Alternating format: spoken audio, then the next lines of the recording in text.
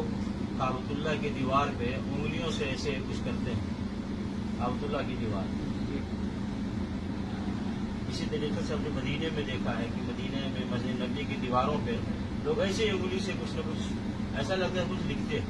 کعبۃ کی دیوار پہ بھی اور مسجد نبی صلی اللہ علیہ وسلم کی دیوار پہ بھی دیکھا ہے کچھ لوگوں کو ایسا انگلی سے ایسے حرکت کرتے ہوئے دیوار جیسے کچھ لکھ رہے ہیں. تو ہمیں سمجھ میں نہیں آتا لوگ کیا کر رہے ہیں. لیکن یہ پیپر جب دیکھا تو پتا چلا کہ ہاں یہ کیا کرتے ہیں.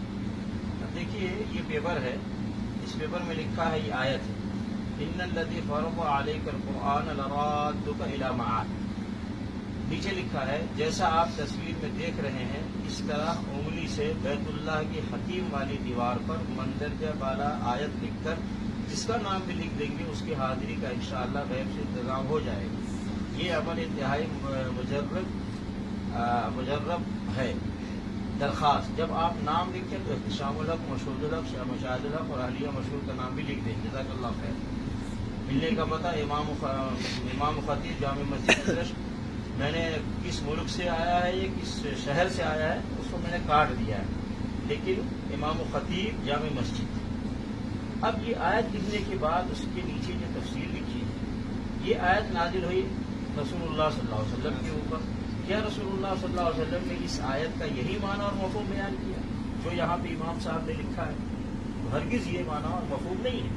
اس آیت کا معنی اور مفہوم مفسرین جو لکھتے ہیں تفسیر ابن کثیر جا کر کے دیکھیے، اس کا مقصد یہ ہے اللہ تعالیٰ یہ فرما رہا ہے رسول اللہ صلی اللہ علیہ وسلم سے کہ جو رب آپ کے اوپر یہ قرآن نازل کر رہا ہے وہی رب دوبارہ آپ کو مکہ واپس پہنچا دے گا.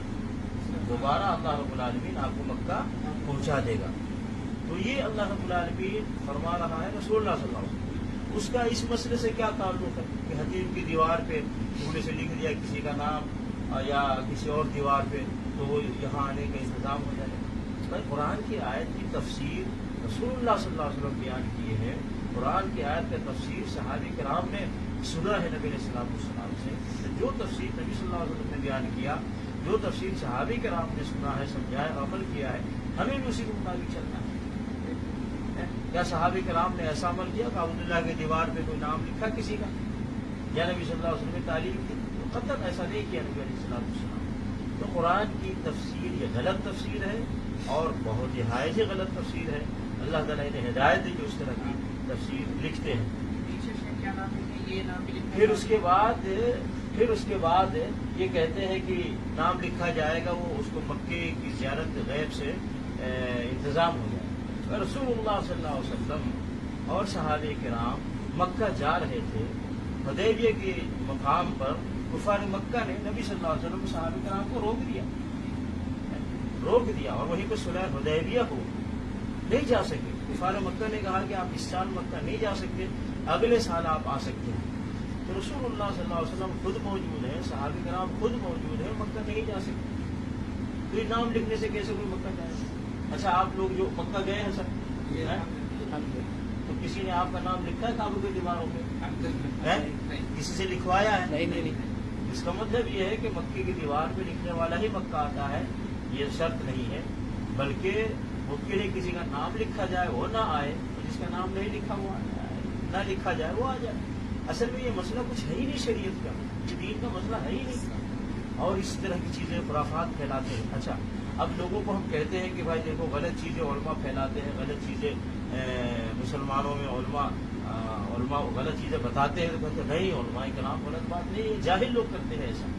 اب دیکھیے اس میں لکھا امام و خطیب، یعنی کہ امام و خطیب جامع مسجد. اب امام بھی ہے خطیب بھی ہے، کوئی جاہل ہے؟ یہ جاہل ہے. اگر جاہل کوئی کہتا ہے تو ٹھیک ہے، اس کا مطلب جاہل بھی امام و خطیب ہوتا ہے. لیکن اگر یہ امام خطیب جاہل نہیں ہے تو دیکھو امام اور خطیب اس طرح کی چیزیں پھیلا رہا ہے عوام کے اندر اور مسلمانوں کے اندر، اور یہ جہالت پھیلا رہا ہے، کتنی غلط چیز پھیلا رہا ہے اور قرآن کی آیت کو غلط طریقے سے استعمال کر رہا ہے، پیش کر رہا ہے مسلمانوں کے اندر. تو یہ سب غلط چیز ہے، اس چیز کو نہیں ماننا چاہیے. کسی بھی دیوار پر کسی کا نام لکھنے سے وہ مکہ مدینہ آئے گا ایسا اسلام کی تعلیم نہیں ہے.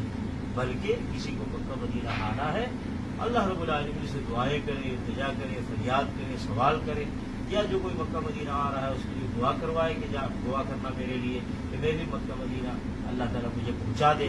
دعا کروائے کسی سے، خود دعائیں کرے اور ساتھ میں دوا بھی کرے.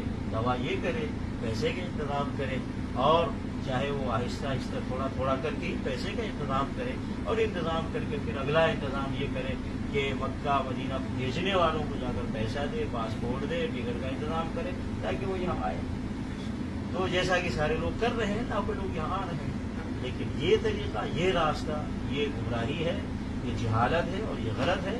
مسلمانوں کو اس پر عمل نہیں کرنا چاہیے اس طرح کی چیزوں پہ.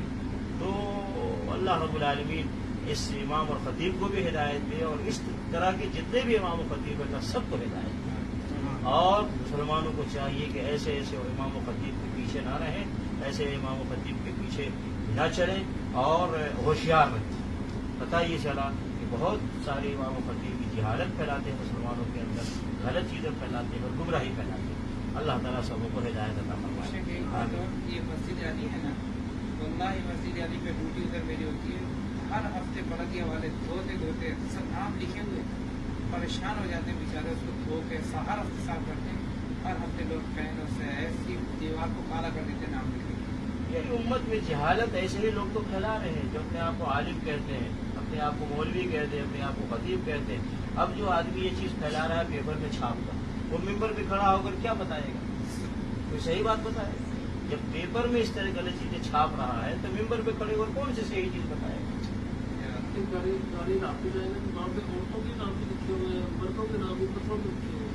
بہت افسوس ہوتا ہے بہر کہ اللہ تعالیٰ مسلمانوں کو صحیح علم حاصل کرنے کی توفیق عطا فرمائے، اور اللہ رب العالمین مسلمانوں کو صحیح راستے پر چلنے کی توفیق عطا فرمائے.